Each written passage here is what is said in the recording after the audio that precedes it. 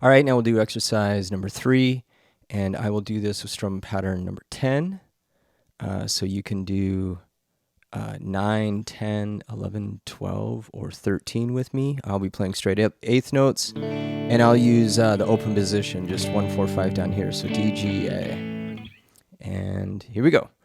1, 2, 3.